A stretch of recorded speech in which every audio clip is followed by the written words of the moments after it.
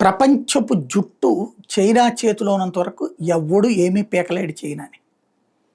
ప్రపంచంలోని అగ్రరాజ్యాలకు సంబంధించినటువంటిది నడిపించేది వెనకాల వ్యాపార పారిశ్రామికవేత్తలు. ఈ వ్యాపార పారిశ్రామికవేత్తలకు అనుగుణంగానే ఆయా దేశాల ప్రభుత్వాలు నడుస్తుంటాయి. వాళ్ళకి చీఫ్ లేబర్ దొరికేది చైనా.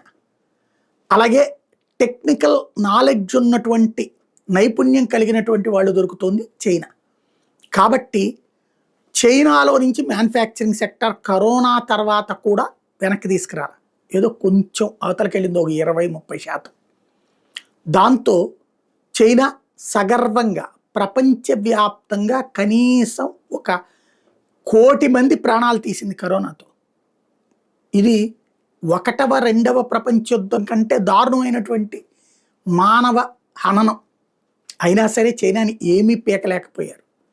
అట్లాగే ఇప్పుడు అగ్రి టెర్రరిజం అంటూ ఫంగస్ ద్వారా పంటలు నాశనం చేయడానికి ప్లాన్ చేస్తుంది. దాన్ని పట్టుకుంది అమెరికా. మరి చైనా మీద ఏమైనా ఆంక్షలు పెడుతుందా? నథింగ్, ఏమీ ఉండదు. చైనాకి అదే ధైర్యం. ప్రపంచం మొత్తాన్ని ఇప్పుడు తీవ్రవాదాన్ని భారత్లో అదే రెచ్చగొడతా ఉంటుంది, పాకిస్తాన్ ద్వారా. లేదా తైవాన్లో పెంట చేస్తూ ఉంటుంది, జపాన్లో లొల్లి చేస్తూ ఉంటుంది, రష్యాతో కూడా గొడవలు పెట్టుకుంటూ ఉంటుంది. ఇప్పుడు ఏం చేసినా సాగిపోతుంది. ఎందుకంటే ప్రత్యర్థులు ఒక్కటి కాలేకపోవడం దాని అదృష్టం.